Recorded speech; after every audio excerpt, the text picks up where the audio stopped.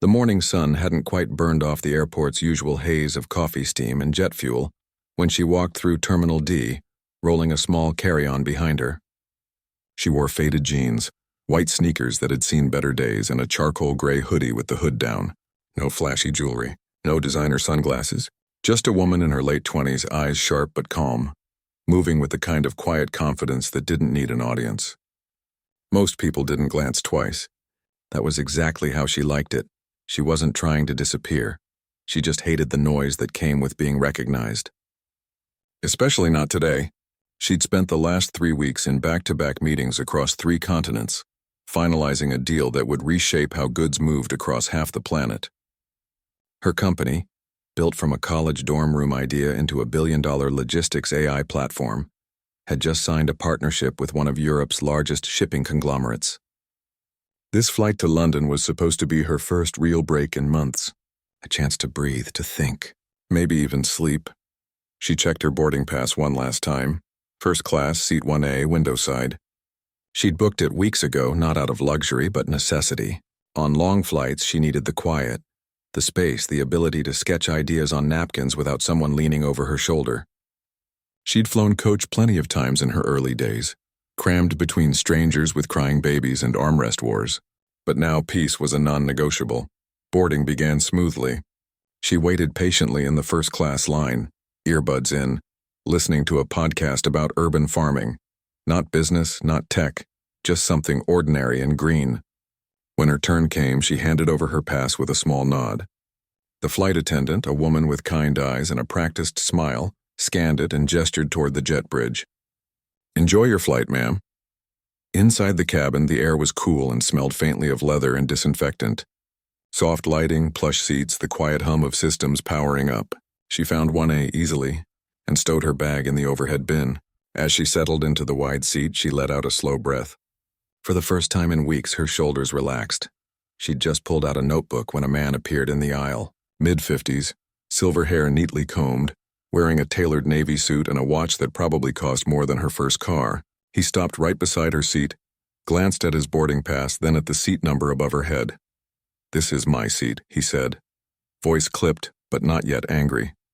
She looked up, calm. "I think you might be mistaken." "This is 1A, he held out his pass. "It says 1A right here."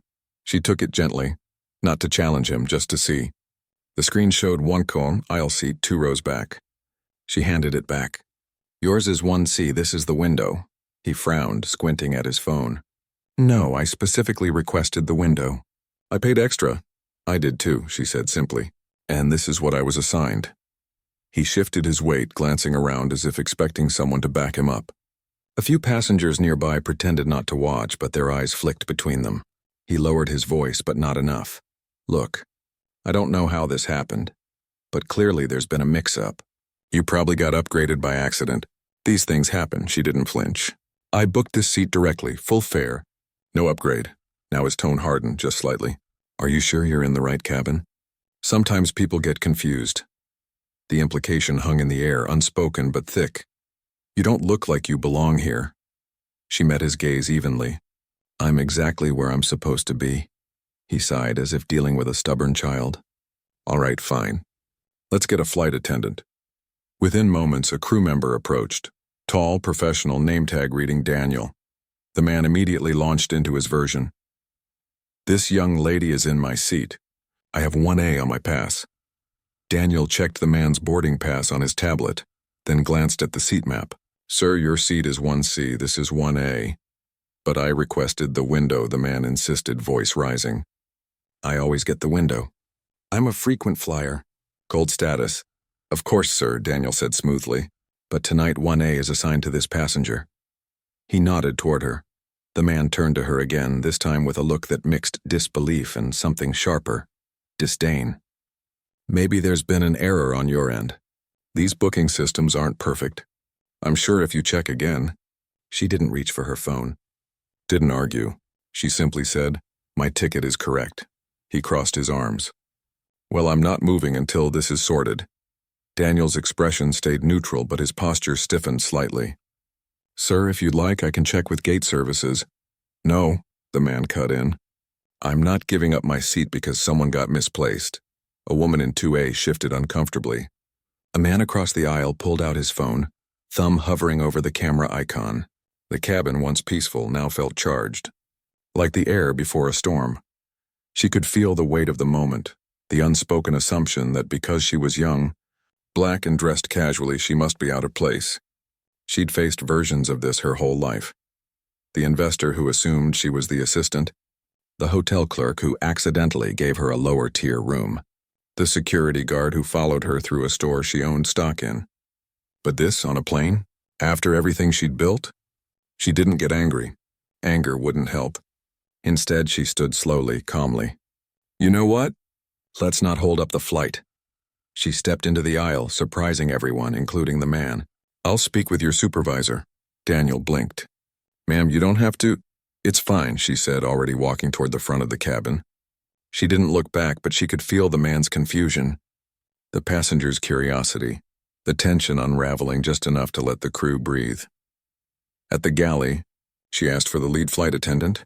When a woman named Priya arrived, calm, experienced, eyes that had seen 1,000 mid-air dramas, she spoke quietly, clearly. My name is Amara Cole. I'm the founder of NextLogix. We're a logistics partner with your airline's cargo division. I'm not here to cause trouble. But that gentleman just assumed I didn't belong in my own seat based on how I look. I'd appreciate it if this were handled properly. Priya's eyes widened almost imperceptibly. She didn't gush or overreact. She simply nodded. Thank you for telling me, Ms. Cole. We'll take care of it. Back in the cabin, the man had already slid into 1A, adjusting his cufflinks like he'd won a small victory. He didn't notice the quiet radio chatter between crew members. Didn't see Priya exchange a look with the captain. Didn't realize that while he thought he'd just claimed a better seat, he'd actually triggered a chain of events far bigger than a window view. Outside, the jet bridge detached. Engines began their low rumble. Passengers buckled up. The man leaned back, satisfied, but the plane didn't move. Minutes passed. Then 10, then 20. Announcements came, vague, polite. Slight delay due to operational verification. People checked watches, sighed, opened books. The man frowned, glancing out the window at the unmoving tarmac. He had no idea that in the cockpit the captain was on the phone with ground operations, that his boarding pass was being cross-checked against reservation logs, that his frequent flyer profile was being reviewed, and that a note had just been added. Passenger attempted to occupy incorrectly assigned seat after being corrected by crew. Disregarded policy. He also didn't know that the woman he'd dismissed was sitting 2 rows behind him, sipping water, watching the clouds gather on the horizon, completely at peace. Because for her, this wasn't about winning a seat. It was about respect, and sometimes respect didn't come from shouting. It came from standing your ground quietly and letting the system do its job. The cabin lights dimmed slightly. A baby cooed softly in the row behind. The man shifted in her seat, suddenly less comfortable than he expected. And somewhere in the distance, a gate agent picked up a radio and said, "Send Security Team B to Gate 14. We've got a passenger who needs to deplane before departure." The storm hadn't broken yet. But it was coming. The cabin stayed still. No pushback from the gate, no taxiing toward the runway. Just the low hum of the air system and the occasional rustle of a magazine page. Most passengers had settled into that limbo state. Too late to get off, too early to relax. But the man in seat 1A was growing restless. He checked his watch again, tapped his fingers on the armrest, glanced toward the cockpit as if willing the plane to move. He hadn't expected any of this. He'd boarded with the quiet certainty that came from years of being treated like he belonged everywhere. First class, boardrooms, country clubs, you name it. When he saw the window seat empty and his own aisle assignment 2 rows back, it felt like a clerical hiccup, the kind his status usually smoothed over with a polite word and a knowing nod. He hadn't even considered that the woman already sitting there might actually be in the right. She didn't look like a first-class regular, not in that hoodie, not without a single visible logo or gleaming accessory. So he'd assumed, and assumed wrong. Now, as the minutes stretched, a flicker of doubt crept in. Had he misread his pass? He pulled it up again on his phone. Oh, clear as day. But he remembered selecting the window during booking. Maybe the system glitched. Maybe the airline downgraded him without notice. Either way, he told himself, it wasn't his fault. And he certainly wasn't getting up now, not after making a scene. That would be admitting he'd been wrong. And in his world, people like him didn't get things wrong. 2 rows behind, she sat quietly, eyes on the tarmac. She wasn't watching him, wasn't stewing. She'd made her point to the lead flight attendant, and now she was letting it go. There was power in that, knowing when to speak and when to step back. She'd built her company on that same principle: solve the problem, then trust the process. Micromanaging every reaction only drained energy better spent elsewhere. A flight attendant passed through the cabin with a tray of water glasses. She accepted one with a soft thank you. The attendant lingered just a second longer than necessary, offering a small, respectful nod. No words, none needed. Up front, Priya, the lead attendant, was on the intercom with ground operations again. Her voice was calm but firm. Yes, we've confirmed the passenger in 1A is not assigned to that seat. He refused to relocate after being informed twice, requesting supervisor assistance before pushback. There was a pause. Then, understood. We'll hold. Meanwhile, the man in 1A finally flagged down a crew member. Excuse me, he said, voice tight with forced patience. Any idea when we're actually leaving? I have a connection in London. The attendant, a young man with steady hands and a neutral expression, smiled politely. We're resolving a minor seating verification, sir. Shouldn't be much longer. Verification? He scoffed lightly. It's just a seat. I'm sure it's fine. The airline requires all seating to match assigned tickets before departure, sir. Safety and manifest protocols. He waved a hand. Right. Well, tell them to hurry it along. The attendant nodded and moved on, but his eyes flicked toward the cockpit as he passed. Something was happening, something bigger than a mix-up. Back in 1A, the man tried to distract himself. He opened his laptop, but the Wi-Fi wasn't active yet. He scrolled through emails on his phone, but his focus kept drifting to the silence outside. No engine roar, no movement, just stillness, and the growing sense that he was being watched, not by the woman behind him, but by the crew. Every time an attendant walked by, their gaze lingered a fraction too long. Not hostile, just observant. He shifted in the seat. It felt less comfortable now. The leather seemed stiffer, the legroom tighter, or maybe it was just his own unease pressing in. 20 minutes after boarding was supposed to end, the cabin door opened again, not for a late passenger, but for 2 airline supervisors in crisp uniforms, one holding a tablet, the other with a radio clipped to his shoulder. They moved with quiet authority, straight to the front of first class. The man in 1A straightened up, expecting them to address the real issue, the delay. Instead, they stopped right beside him. Sir, the woman supervisor said, voice low but clear. We need to speak with you about your seat assignment. He blinked. Again? I already explained, your boarding pass shows 1C, she continued, not unkindly but without room for debate. You're currently seated in 1A, which belongs to another passenger. Per airline policy, we cannot depart until all passengers are in their assigned seats. I requested the window, he said, voice rising slightly. This is ridiculous. I fly this route monthly. You know who I am. We appreciate your loyalty, sir, the male supervisor said gently. But tonight your assigned seat is 1C. We'd be happy to offer you an amenity voucher for the inconvenience, but we do need you to move. He stared at them, stunned. You're asking me to get up? After I've already settled in? We're asking you to comply with safety and seating regulations, the woman replied. It's standard procedure. He looked around. A few passengers were watching now openly. The woman in 2A had her book lowered. The man across the aisle had stopped pretending to sleep. And 2 rows back, the woman in the hoodie hadn't moved, but he could feel her presence like a quiet hum in the air. His face flushed. Not with anger yet, but with embarrassment. He'd made a public stand, and now the airline was backing her, not him. That didn't compute. In his experience, institutions bent for people like him, people with status, with history, with the right last name and credit score. But here, in this metal tube on the tarmac, none of that seemed to matter. Only the seat number did. I'm not moving, he said, crossing his arms. Not until someone explains why this is such a big deal. The supervisors exchanged a glance. The woman tapped something into her tablet. Sir, if you refuse to comply with crew instructions regarding seating, We'll have no choice but to consider you in violation of federal aviation regulations. That could result in removal from the flight. A beat of silence. You're threatening to kick me off? His voice cracked slightly. We're informing you of policy, she said evenly. The choice is yours. He looked down at his hands, at his expensive watch, at the untouched champagne flute on his tray. This wasn't how the evening was supposed to go. He was supposed to be sipping wine over the Atlantic by now, reviewing merger documents, not arguing over a seat with airline staff like some troublemaker. But pride is a heavy thing, and once you've dug your heels in, it's hard to pull them out without looking foolish. I'll move, he muttered finally, but only because I don't want to delay everyone else. He stood abruptly, grabbing his briefcase with more force than necessary.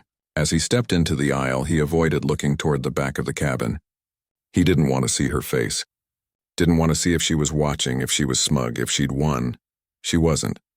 She was gazing out the window, expression unreadable. Not triumphant, not angry, just present. He shuffled to one seat, 2 rows back, and dropped into the aisle seat with a huff. The flight attendant immediately appeared with a fresh towel and a glass of sparkling water. "Thank you for your cooperation, sir," she said, tone warm but distant. He didn't answer.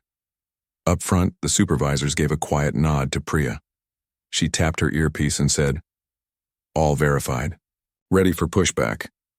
Outside, the tug vehicle rolled into place. The engines revved. The plane began to turn slowly toward the taxiway. But the drama wasn't over. As the aircraft rolled forward, the man in 1C kept replaying the encounter in his head. The way the crew had sided with her. The way no one had questioned her right to be there.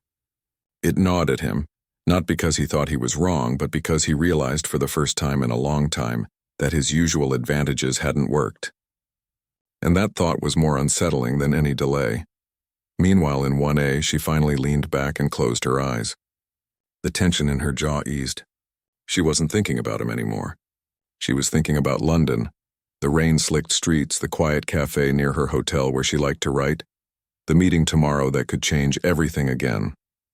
She'd built an empire not by demanding special treatment, but by earning her place so thoroughly that no one could reasonably deny it. And tonight that had been enough. The plane lifted off smoothly, climbing through layers of cloud. Below, the city lights blurred into streaks of gold. Inside, the cabin settled into the rhythm of flight. Soft announcements, clinking glasses, the gentle whir of air vents. No one spoke about what had happened. But everyone felt it. The quiet shift in the air.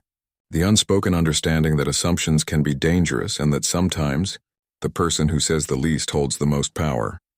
And as the seatbelt sign clicked off, she opened her notebook, uncapped a pen, and began to write, not about the man, not about the seat, but about the next big idea stirring in her mind.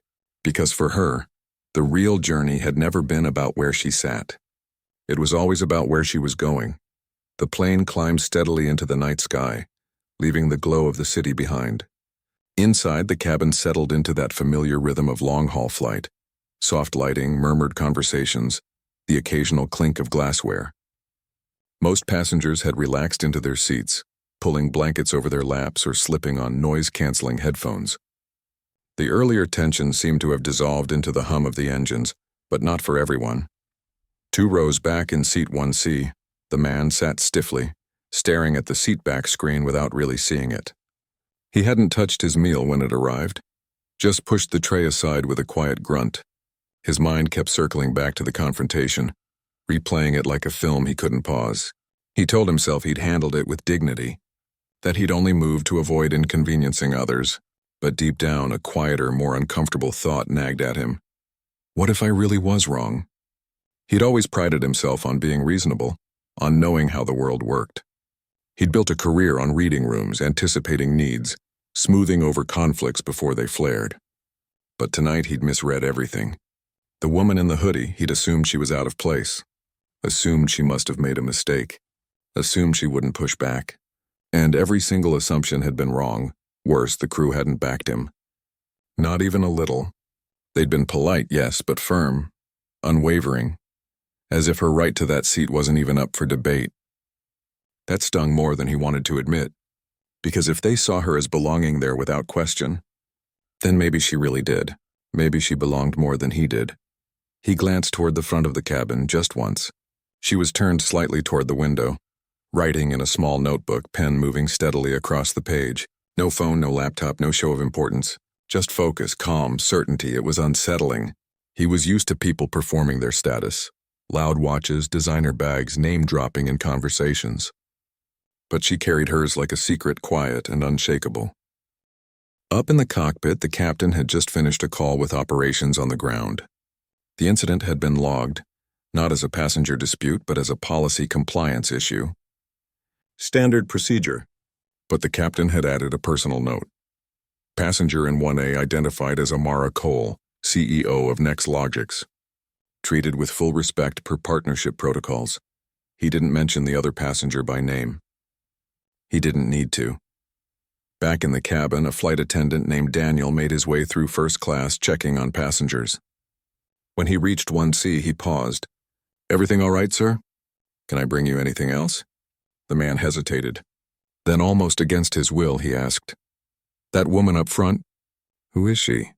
Daniel didn't flinch, didn't smile knowingly, just answered plainly, "She's a passenger, sir. Like everyone else, but she spoke with Priya earlier. Seemed important." Daniel gave a small professional shrug.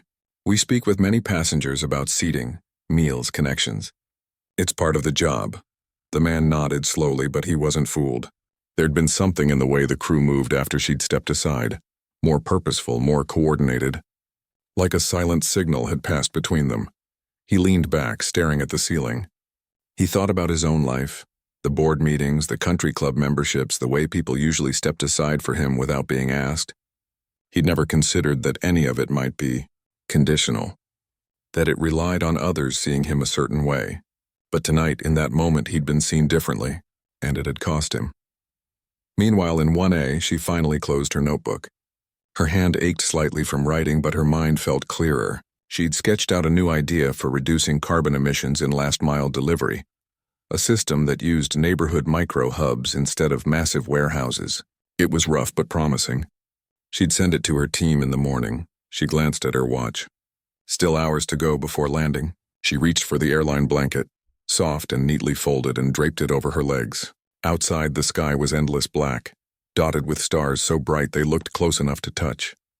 She wasn't thinking about the man anymore. Not because she'd forgiven him. She hadn't even registered it as something that needed forgiving. It was just noise, a brief ripple in an otherwise smooth journey. She dealt with far worse in boardrooms and investor pitches, people doubting her, talking over her, assuming she was the intern. She'd learned long ago that reacting to every slight only gave it power. Better to keep moving. Better to build something so undeniable that the doubts faded into irrelevance. But not everyone on the plane had let it go. A few rows behind, a young woman named Lena, traveling home after a semester abroad, had recorded part of the boarding scene on her phone. Not the whole thing. Just 10 seconds, the man insisting the seat was his. The calm reply from the woman in the hoodie. The flight attendant stepping in. She hadn't posted it, not yet, but she'd sent it to her best friend with a message. "You won't believe what just happened." Her friend, wide awake in California, watched the clip twice. Then she uploaded it to a social media story with the caption, "When someone tries to steal your seat but you literally own part of the airline." She didn't tag anyone, didn't name names, but she added a single hashtag, "Know Your Place." Within an hour, the clip had been screenshotted, reposted, shared. People filled in the blanks with guesses, rumors, outrage. Some called it a clear case of racial bias. Others said it was just a seating mix-up blown out of proportion. A few even defended the man, saying he was just confused. But the video kept spreading because it felt familiar. Because so many people had been on the receiving end of that kind of assumption. That quiet dismissal based on how they looked or dressed. By the time the plane hit cruising altitude, the story had a name, the seat snatch incident. And though no one knew who the woman was yet, people were already calling her the billionaire who shut it down without saying a word. Back on board, none of this existed. There was only the gentle sway of the aircraft, the soft murmur of voices, the occasional laugh from business class. Life moved on at 35,000 feet, unaware of the storm brewing below. But then, as the flight attendants began preparing for drink service, The captain's voice came over the intercom. Not the usual update, but something more deliberate. Ladies and gentlemen, this is your captain speaking. I want to thank you for your patience during our earlier delay. As a reminder, all passengers must remain in their assigned seats for the duration of the flight. This isn't just policy, it's a safety requirement. We appreciate your cooperation as we ensure a smooth and secure journey for everyone on board.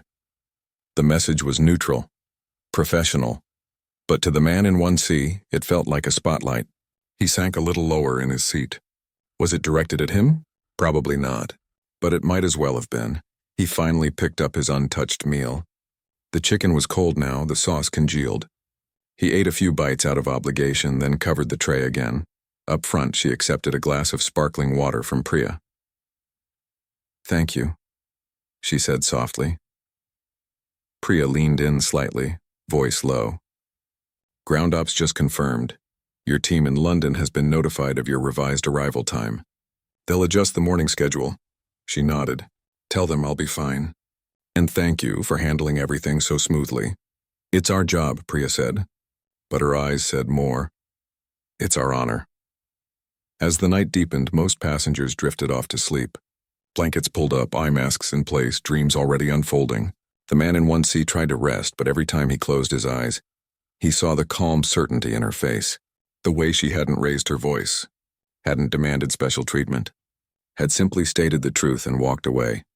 That was the real power, he realized. Not in making a scene, but in making it unnecessary. Hours later, as the first hints of dawn painted the horizon over the English Channel, the plane began its descent into London. The seatbelt sign chimed on.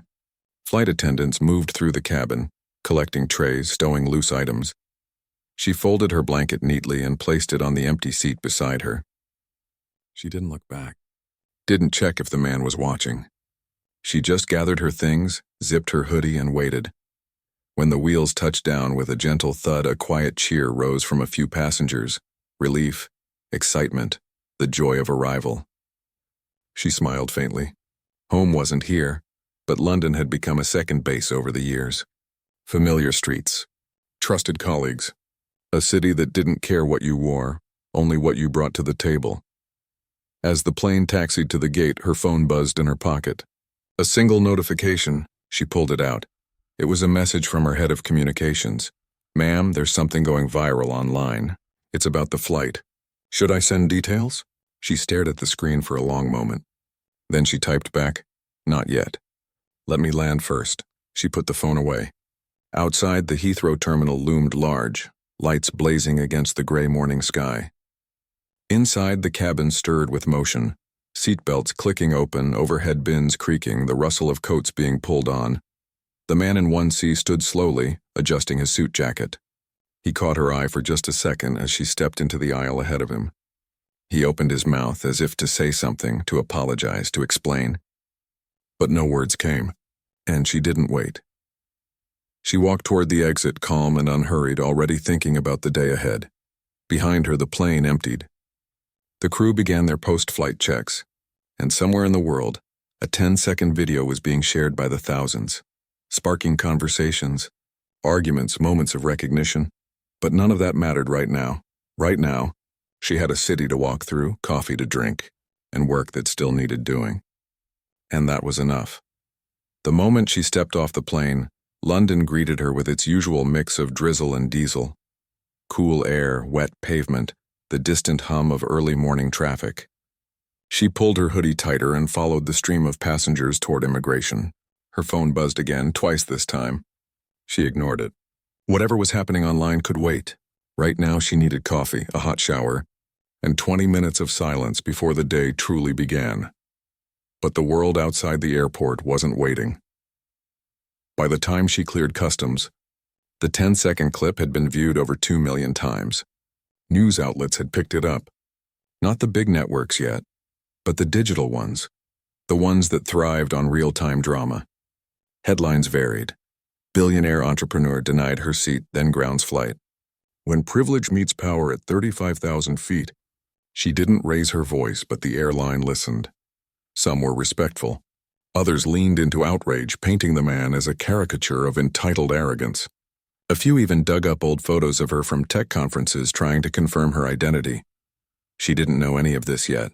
She was too busy hailing a black cab outside Terminal 5, giving the driver the address of her usual hotel near Mayfair. As they pulled onto the motorway, rain streaking the windows, she finally opened her messages. Her head of communications had sent a link. Just one word beneath it: context. She tapped it. The video loaded instantly. There she was. Hoodie, calm expression, voice steady, saying, "This is 1A. Then the man, slightly blurred but clearly insistent, "This is my seat." The clip ended just as she stood up and walked away. No names, no follow-up, but the caption read, "When you try to take a black woman's first-class seat and don't realize she's the reason the plane doesn't leave without her." Her stomach tightened. Not from anger, from exhaustion. She'd lived this kind of moment before, but never on this scale. And she knew how these things spiraled. One clip becomes 1,000 takes. One assumption becomes a narrative. People would call her heroic. Others would call her privileged. Some would say she overreacted. None of them had been there. None of them knew the quiet weight of constantly proving you belong. She closed the tab, took a deep breath, sent a quick reply. "Don't engage yet. Let it breathe. I'll decide what to say after I've slept." The cab turned onto Park Lane. Gray buildings, green trees, the quiet dignity of a city that had seen empires rise and fall. She watched the streets blur past, thinking not about the video, but about the meeting scheduled for 10 a.m. A partnership that could bring clean energy delivery vans to 5 European cities by next year. That was real. That mattered. Back in the US, the man was just waking up in a hotel near the airport. His flight had been canceled after he was removed, yes, removed from the plane. He hadn't believed it at first. When the supervisors returned with airport security and politely but firmly asked him to deplane due to non-compliance with crew instructions, he'd argued, pleaded, even mentioned his frequent flyer status. But policy was policy, and once a passenger refused to follow direct instructions, especially after being warned, removal was standard. He'd spent the night stewing in a generic hotel room, replaying every second. By morning, shame had replaced defensiveness. He'd seen the video too. Someone had tagged him in a comment thread, though his face wasn't clear, his voice was unmistakable. The backlash was swift. Colleagues sent concerned texts. His assistant called twice, asking if he needed damage control. Even his sister left a voicemail. "Did you really try to take someone's seat and then get kicked off a plane?" He didn't answer any of them, not yet, because for the first time he wasn't thinking about his reputation. He was thinking about the woman he'd dismissed. Who was she? What had she built? And why had he been so quick to assume she didn't belong? He opened his laptop and typed her name into a search bar. What came up stunned him. Not just a CEO, a founder. Not just wealthy, a visionary. Her company had revolutionized how small businesses shipped goods across borders. She'd spoken at Davos, been on the cover of Forbes, donated millions to STEM programs for girls in underserved communities. And she rarely gave interviews, rarely posted online, rarely made herself the story, and he'd treated her like a gatecrasher. The weight of it settled on his chest like a stone. Meanwhile, in London, she finally stepped into her hotel suite. Rain tapped gently against the windows. She dropped her bag, kicked off her sneakers, and walked straight to the bathroom. The hot shower washed away the stale air of the plane, the tension in her shoulders, the last traces of the night before. Afterward, wrapped in a thick robe, she sat by the window with a cup of tea, real English breakfast, strong and dark. She opened her laptop. This time she didn't avoid the noise. She read the articles, watched the commentary, saw the memes, the think pieces, the heartfelt messages from women who said, "This happened to me last year on a train," or, "I've been followed in stores my whole life." She also saw the backlash, the comments calling her entitled, saying she used her money to punish a confused man, or claiming the whole thing was staged for publicity. She closed those tabs without reacting. She'd learned long ago that you can't control what people say. You can only control what you do next. Her team had drafted 3 response options: a full press statement, a short social media post, or silence. She read them all. Then she deleted them. Instead, she opened a blank document and began to write. Not for the public, not yet, but for herself. Just to clarify her thoughts. This wasn't about me, she typed. It was about the thousands of people who are questioned, doubted, or moved aside every day because they don't fit someone's idea of who belongs. I was lucky. I had the resources to be heard. Most don't, that's the real story. She saved it. Then she called her communications lead. I'm not issuing a statement today, she said, but I want to reach out to the airline. Not to complain, to propose something. Like what? Her lead asked. A training program for frontline staff on unconscious bias de-escalation and how to support passengers who are being misjudged. Not punishment, education. And I want it funded by my foundation. There was a pause. That's actually brilliant. It's not brilliant, she said softly. It's necessary. By midday, word began to spread, not from her, but from industry insiders. A tech founder had approached a major airline with a partnership proposal.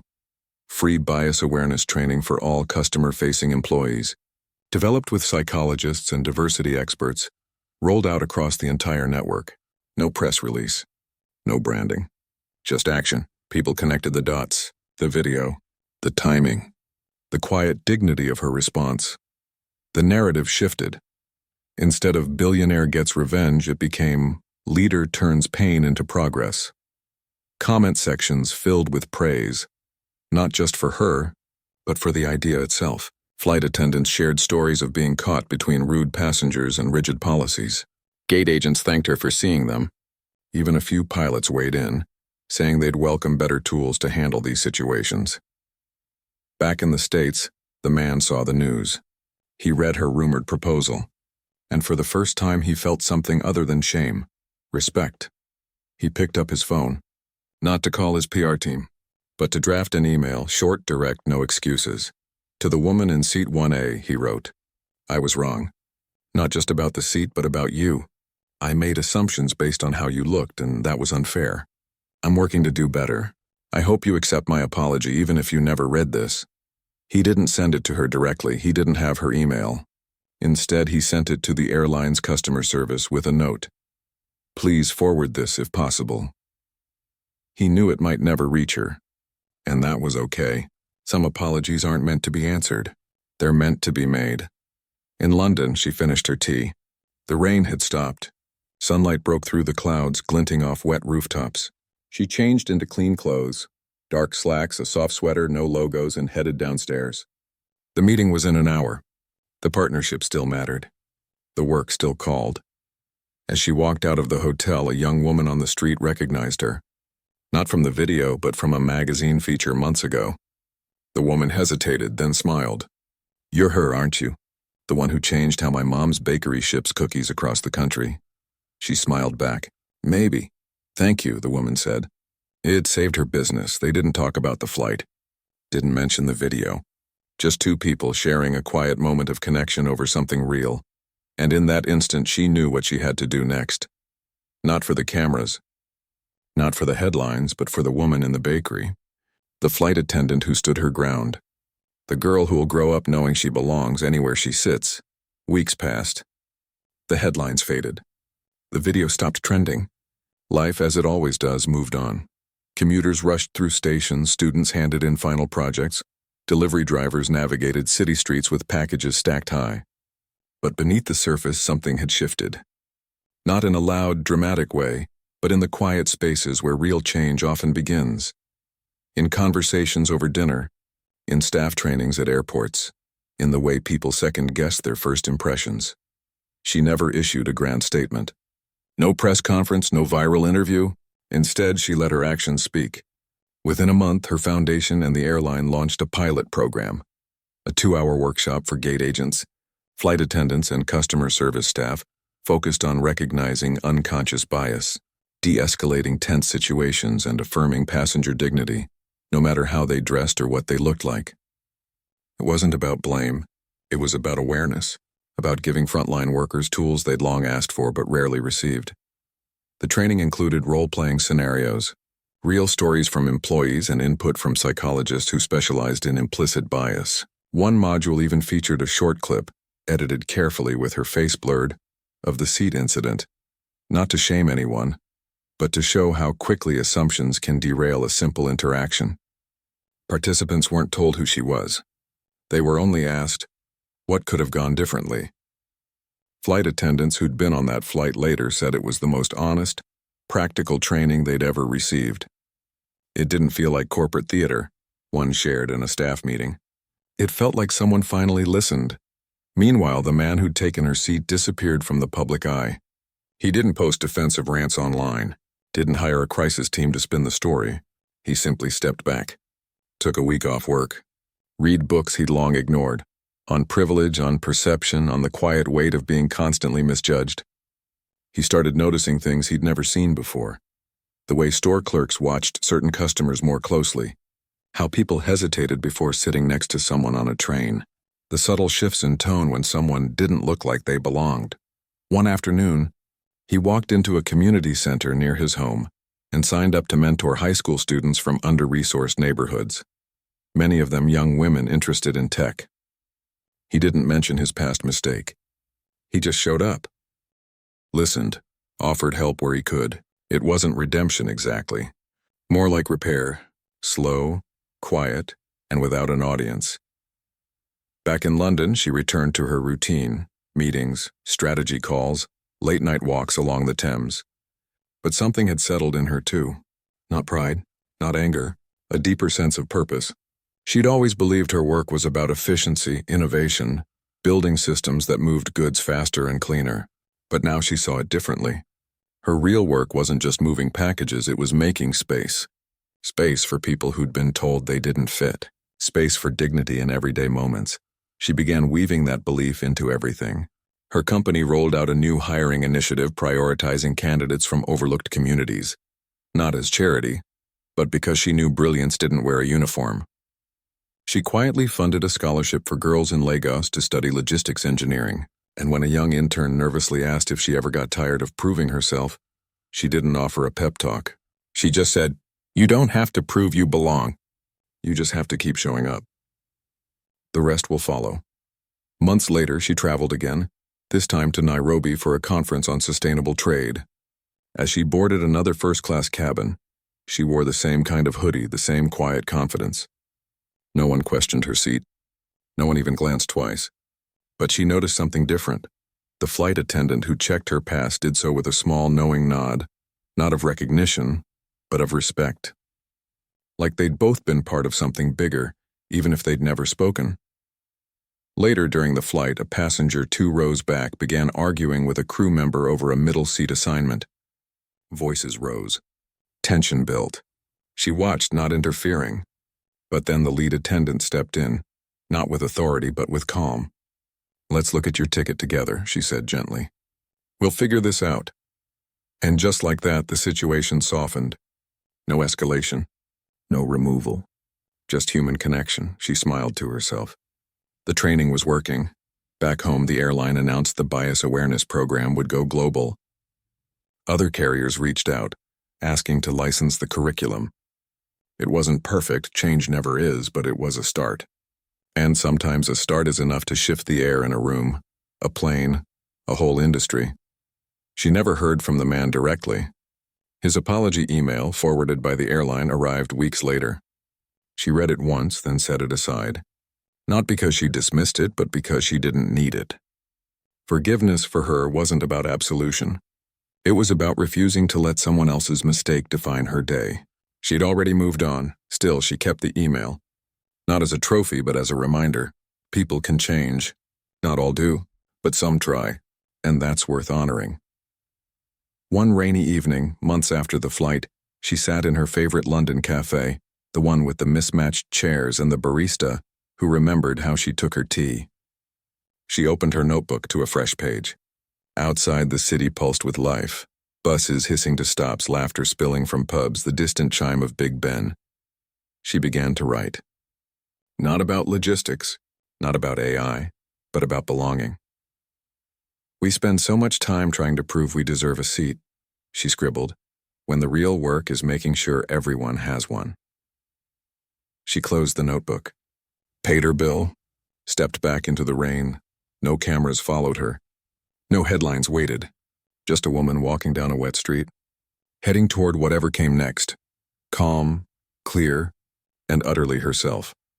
And somewhere on a plane crossing the Atlantic, a young woman in a hoodie settled into her window seat. A man hesitated, glanced at his boarding pass, then smiled and moved to his assigned aisle seat without a word. No drama, no delay, just two people sharing space with grace. That was the victory, not the grounding of a flight, not the viral moment, but the quiet return to decency, the kind that doesn't need an audience to matter, because real change doesn't always roar. Sometimes it's the soft click of a seatbelt fastening in the right place, the nod between strangers, the choice in a split second to believe someone belongs, simply because they're there. And in a world that often shouts, that kind of quiet is revolutionary.